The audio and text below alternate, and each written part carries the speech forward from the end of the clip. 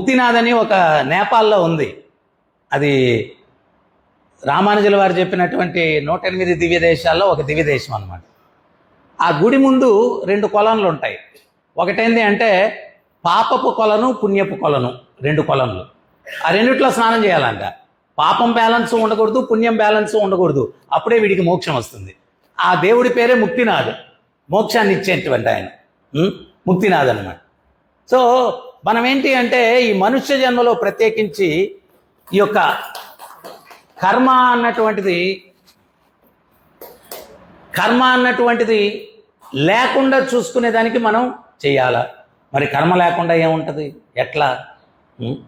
అది ఎట్లా అంటే భగవంతుడే గీతలో చెప్తున్నాడు. ఏమని చెప్తున్నాడంటే యజ్ఞార్థ కర్మణోన్యత్ర లోకోయం కర్మబంధన తతత్వం కర్మ కౌంతేయ ముక్త సంఘ సమాచార. ఏ రకమైన పని చేసినా కానీ భగవంతుని సంతృప్తి పరచడానికి చేస్తే దాంట్లో కర్మ ఉండదు. భగవంతుని సంతృప్తి పరచడానికి నువ్వు భోజనం చేసావు, భగవంతునికి నైవేద్యం పెట్టుకున్నటువంటి ప్రసాదం తిన్నావు. మాట్లాడాలని ప్రతి ఒక్కడికి ఉంటుంది, ఎవరికి ఉండదు? సరే మాట్లాడు, భగవంతుడి గురించి 4 మాటలు మాట్లాడు. వినాలని ప్రతి ఒక్కడికి ఉంటుంది, నానా చెత్త వినే బదులు భగవంతుడి గురించి 4 విను. పాడాలని ఉంటుంది, భగవంతుని గురించి పాడు. సో ఏ పని చేసినా కానీ అది భగవత్ సంబంధంగా కలుపుకొని మనం చేసినప్పుడు కర్మబంధనం కాదు, అప్పుడు మోక్షం వస్తుంది. లేదు గురువుగారు, ఈడ ఎంత బాగుందండి, ఇక్కడే ఉండిపోతామండి, మేము చాలా ఆనందంగా ఉంటుందండి, ఈడ ఏమీ లేదండి, అంత దుఃఖాలే. సో మొట్టమొదటి ఏంటి అంటే మనం భగవంతుని పట్ల విశ్వాసాన్ని పెంపొందించుకోవాలా. విశ్వాసాన్ని, దేవాలయానికి వస్తున్నాం, భగవంతుని చూస్తున్నాం, కానీ అందరూ వెళ్తున్నారు, మనం కూడా వెళ్తాం, ఒక రాయేద్దాం, అంతేగాని పూర్తి విశ్వాసం. ఆయన అక్కడ ఉన్నాడు, మాట్లాడాలి ఆయనతోటి, ఆయన మాట్లాడతాడు, మీకు తెలుసో తెలియదు, జరుగుతాయి. ఆ విశ్వాసం పెట్టుకోవాలి. ఎవరో ఒక ఊర్లో వర్షాలు పడలేదంట, వాళ్ళు వరుణ యాగం సంకల్పం చేశారంట. ఆ వరుణ యాగం యజ్ఞం పెడితే అందరు వచ్చారు, ఊరు జనాలందరినీ పిలిచారు. ఒక్కడు మాత్రం గొడుగు తెచ్చుకున్నాడంట. గొడుగు తెచ్చుకుంటే వరుణ యాగం అయిపోయింది, ప్రసాదాలు, యజ్ఞ ప్రసాదం అంతా పంచారు, అందరు తిన్నారు. బోరున వర్షం పడుతుందంట. మొదట ఆ గొడుగు తెచ్చుకున్నాడు చూసి అందరూ ఎటకారం, రే ఇటు గొడుగు తెచ్చుకున్నాడ్రా అని అందరూ వెటకారం అంట వాటితోటి. ఆయన వర్షం పడేసరికి ఆడు గొడుగు ఓపెన్ చేసుకొని గొడుగు వేసుకొని వెళ్తున్నాడు. వీళ్ళందరూ ఆశ్చర్యంగా చూశారు, ఆయన పెట్టుకొని లాగారు అన్నమాట. నీకట్రా వర్షం పడుతుందని తెలుసు అన్నాడు. అప్పుడు వాడు అన్నాడంట, మీరు యజ్ఞం ఎందుకు చేశారన్నాడు. వరుణ యాగం ఎందుకు చేశారు? వర్షం పడడం కోసం చేశారు. మరి వర్షం పడేదానికి యజ్ఞం చేసి వర్షం పడుతుంది అని విశ్వాసం లేకపోతే అసలు యజ్ఞం ఎందుకు చేశారు మీరు? నాకు ఆ విశ్వాసం ఉండింది అందుకని గొడుగు తీసుకొచ్చాను.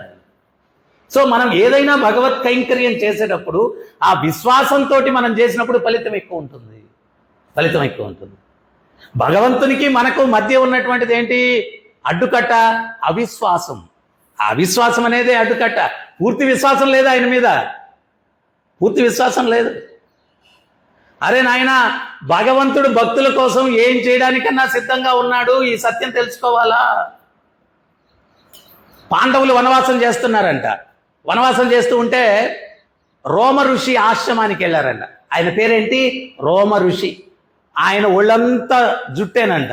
అది కూడా కొన్ని కిలోమీటర్ల దూరంలో విస్తరించి ఉంటుందంట. ఆ రోమ ఋషి ఆశ్రమంలో ఒక చెట్టు ఒకటి ఉంటుందంట, దాని ఫలము అది కానీ తింటే ఆకలి దప్పికొండవంట. ద్రౌపది చూసి ధర్మరాజుతో చెప్పింది, స్వామి, అరణ్యవాసం ఎప్పుడే ఆహారం దొరుకుద్దో ఎప్పుడు దొరకదో తెలియదు, ఈ పండు కానీ తింటే ఆకలి. సహదేవుడు వెళ్ళి ఆ పండు ఎత్తడానికి ప్రయత్నిస్తే అది లేయట్లేదు. నకులుడు వెళ్ళాడు, ఆయన వల్ల గాల. అర్జునుడు వెళ్ళాడు, ఆయన వల్ల గాల. లాస్ట్కి భీముడు అందరిని నెట్టేసి వెళ్ళాడు, ఎడం చేత్తో ఇట్ట, ఆయన వల్ల కాల. 2 చేతులు ఎత్తడానికి కాలేదు. ఈ కదలికకి రోమ ఋషి ధ్యానం చేసుకుంటే తపస్సులో కూర్చొని ఉన్నాడు. వీళ్ళంతా దేని మీద నిలబడి ఉన్నారు? ఆయన వెంట్రుకల మీద నిలబడి ఉన్నారు. వీళ్ళు ఆశ్రమం అంతా ఆయన వెంట్రుకలే. ఆయన పేరే రోమ ఋషి. ఆ కదలికి ఆయన యొక్క తపస్సు భంగమైపోయి ఆయన లేచి కోపం ఆ కోపం అయ్యేసరికి ఆ ఎంట్రుకలన్నీ కూడా పెనేసుకొని వీళ్ళని చుట్టేస్తూ ఉన్నాయి పాండవులు బంధించేయడానికి. అప్పుడు ద్రౌపది భక్తులకి ఏంటి అంటే ఆనందమైన సుఖమైన భగవంతుడే.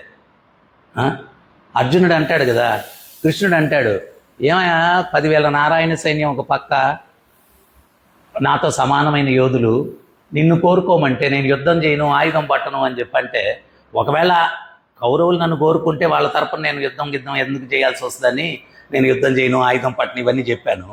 నేను ఆయుధం పట్టనన్నాను, యుద్ధం చేయనన్నా, నన్ను ఎందుకే కోరుకున్నావు అన్నాడు. అప్పుడు అర్జునుడు ఒకే ఒక మాట అన్నాడు. ఏమన్నాడంటే, 10,000 నారాయణ సైన్యం మీతో సమానమైన యోధులు మా పక్షాన ఉండి యుద్ధం విజయం సాధించి ఆ విజయోత్సాహాన్ని పంచుకునేదానికి మీరు మాతో లేనప్పుడు ఆ విజయం మాకు దేనికి అన్నాడు. ఆ విజయం మాకు దేనికి అన్నాడు. సో భక్తులకేంటి అంటే భగవంతుడు ఉండాలి. అది దుఃఖమైన పరిస్థితి, ఆనందమైన పరిస్థితి అది కాదు. కుంతీదేవి ఏమనింది చెప్పండి? యుద్ధంలో గెలిచేశారు పాండవులు, హస్తినాపురం వాళ్ళ వశం అయిపోయింది. అప్పుడు ద్వారక్కి భగవంతుడు బయలుదేరి వెళ్ళిపోతూ రథంలో కూర్చున్నాడు. కుంతీదేవి పరుగున వచ్చింది. స్వామి, దుఃఖాలు ఉన్నప్పుడు మాతో ఉన్నారు, ఈ ఐశ్వర్యాలన్నీ ఇచ్చి మమ్మల్ని వీడి వెళ్ళిపోతూ ఉన్నారు, మీరు లేనటువంటి ఈ ఐశ్వర్యం మాకు వలదు, తిరిగి దుఃఖాలు ఇచ్చి మాతో ఉండిపోండి, ఈ యొక్క ఐశ్వర్యం మాకు వలదు అని చెప్పింది కుంతీదేవి. అంటే ఇక్కడ మనం అర్థం చేసుకోవాల్సింది ఏంటి అంటే, ఉదయం కూడా నేను భాగవతం ప్రవచనాల్లో చెప్తున్నాను, నాకు అందం లేదు అందుకని దుఃఖంగా ఉన్నాను, నాకు పదవి లేదు అందువల్ల దుఃఖంగా ఉన్నాను, డబ్బు లేదు అందుకని దుఃఖంగా ఉన్నాను, ఇల్లు లేదు నాకు దుఃఖంగా ఉన్నాను. ఈ అన్ని దుఃఖానికి కారణాలు కాదు. ఆ ఆనంద సాగరుడు భగవంతుడు నీతో లేడు, అందుకని నువ్వు దుఃఖంగా ఉన్నావు. ఇవన్నీ ఉన్నవాళ్ళు కూడా చాలా మంది ఉన్నారు, వాళ్ళని అడగండి ఆనందంగా ఉన్నారేమో. ఆ ఆనంద సాగరుడు భగవంతుడు మనతో లేడు. ఆయన ఉంటే ఏమీ ప్రాపంచికంగా లేకపోయినా కానీ ఆనందాంబుది వర్ధనం ప్రతిపదం పూర్ణామృత స్వాదనం. చైతన్య మహాప్రభు చెప్పారు, ప్రతి అడుగులో కూడా పూర్ణ అమృతాన్ని ఆస్వాదిస్తే ఎంత ఆనందం ఉంటుందో భగవత్ చింతనలో అంత ఆనందం ఉంటుంది, నామ సంకీర్తనలో అంత ఆనందం ఉంటుంది అని చెప్పి చైతన్య మహాప్రభు చెప్పారు. ప్రతిపదం పూర్ణామృత స్వాదనం, ప్రతి అడుగులో కూడా పూర్ణ అమృతాన్ని ఆస్వాదించిన ఆనందం ఉంటుంది. ఈ ద్రౌపది ఆ వెంట్రుకలన్నీ పెనేసుకొని వీళ్ళని బంధించబోతూ ఉంటే, హే కృష్ణ నాయనా స్వామి కాపాడు, కృష్ణుడు ప్రత్యక్షమయ్యాడు. సో ద్రౌపది, స్వామి రక్షించండి. అప్పుడు కృష్ణుడు అంటాడు, సరే నేనేం చేయమంటే అది చేయాలి, వాళ్ళెత్తి మాట్లాడకూడదు, సరేనా? నా వెనకాల రండి. ముందెళ్ళాడు. రోమఋషి ఎవడో ఆశ్రమానికి వచ్చేసి ఇక్కడంతా కలత పెట్టేస్తున్నాడని కోపంగా లేచాడు. ఆయన భగవంతుడు ఎదురయ్యాడు. భగవంతుడిని చూడంగానే రోమఋషి నమస్కారం చేశాడు. ఆమెను ఆహ్వానించి కూర్చోబెట్టాడు. ఈ లోపల పాండవులు వచ్చారు. ఈయన రోమఋషి వీళ్ళే ఆశ్రమంలోకి వచ్చి అల్లకల్లోలం చేశారు, వీళ్ళని శపించేయాలని ఉద్రిక్తుడైపోయాడు. భగవంతుడు అది గమనించి ఏం చేశాడో తెలుసా? పాండవుల్ని చూడంగానే భగవంతుడు సాష్టాంగ నమస్కారం చేశాడు ఆ ధర్మరాజుకి, వీళ్ళందరికీ కూడా. భగవంతుడే వీళ్ళకి సాష్టాంగ నమస్కారం చేశాడంటే వీళ్ళు కూడా మహానుభావులు అని చెప్పి ఈ రోమరుచి కూడా శపించాలనుకున్నటువంటి వ్యక్తి ఈయన కూడా సాష్టాంగం చేశాడు. నమే భక్త ప్రణశ్యతి. భగవంతుడు చెప్తున్నాడు, అర్జున ప్రపంచానికి చెప్పు, నా భక్తుడు నష్టపోడని చెప్పు, ప్రపంచానికి చెప్పు. నేను చెప్తే నమ్మరు, మీ భక్తుల కోసం అప్పుడప్పుడు మాట తప్పుతుంటా నేను, అందుకని నువ్వు చెప్పు. నమే భక్త ప్రణశ్యతి, నా భక్తుడు నష్టపోడని చెప్పు. భగవంతుడు బ్రహ్మ కడిగిన పాదము, అఖిలాండ కోటి బ్రహ్మాండాల్లో ఆయన్ని సేవించుకుంటూ ఉంటారు, కానీ తన భక్తుల్ని కాపాడడం కోసం ఈయన సాష్టాంగ నమస్కారం చేశాడు. ఈయన రోమఋషి కూడా చేశాడు. మళ్ళా లేచిన తర్వాత రోమఋషి మళ్ళా ఇట్టున్నాడు. మళ్ళా గమనించాడు భగవంతుడు వినమ్రతతో చేతులు జోడ్చి, ధర్మనందన అందరూ కుశలముగానే ఉన్నారా? ఎప్పుడైతే భగవంతుడు మళ్ళా ఇటు చేతులు జోడించి వినమ్రతతో ఇటు నిలబడ్డాడో అప్పుడు రోమఋషి కూడా ఇటు నిలబడ్డాడు. అప్పుడు రోమఋషి అన్నాడు, భగవంతుడు అన్నాడు, ధర్మానికి ప్రతిరూపాలైనటువంటి కుంతీపుత్రులు పాండవులు మాయాజూదంలో సర్వము కోల్పోయారు, అరణ్యవాసం చేస్తున్నారు. మీ ఆశ్రమంలో ఉన్నటువంటి ఆ దివ్య ఫలాన్ని వీళ్ళకు బహుమతిగా ఇవ్వండి అన్నాడు. అప్పుడు రోమఋషి భగవంతుని మాటలకు అంగీకరించి ఆ యొక్క ఫలాన్ని పాండవులకు ఇవ్వడం జరిగింది. అంటే ఆ భగవంతుడు భక్తులు శరణాగతులు వాళ్ళ కోసం తన యొక్క స్థితి స్థాయి అన్నీ మర్చిపోయి ఆయన ఏం చేయడానికన్నా సిద్ధంగా ఉన్నాడు భగవంతుడు.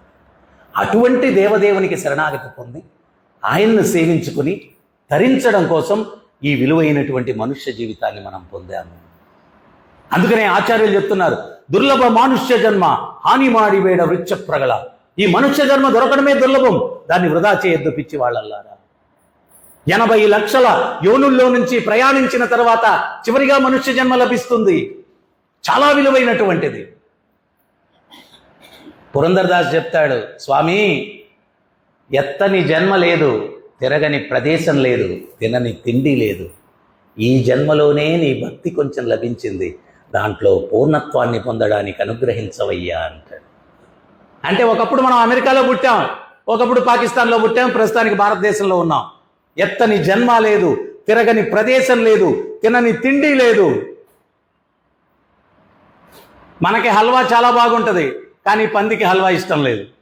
అది తినే తిండి వేరే, దానికి అది అపురూపం, మనకి ఇది అపురూపం. అందుకనే పురంధరరాజు చెప్తాడు, తినని తిండి లేదు, అన్ని తిండ్లు తినేసాం, అన్ని జన్మలు ఎత్తేసాం, అన్ని ప్రదేశాలు తిరిగేశాం, కానీ హరిభక్తి ఈ జన్మలోనే లభించింది. దయచేసి దాన్ని పూర్ణత్వం లభించేటట్టుగా అనుగ్రహించు స్వామి. పూర్ణత్వం లభించింది.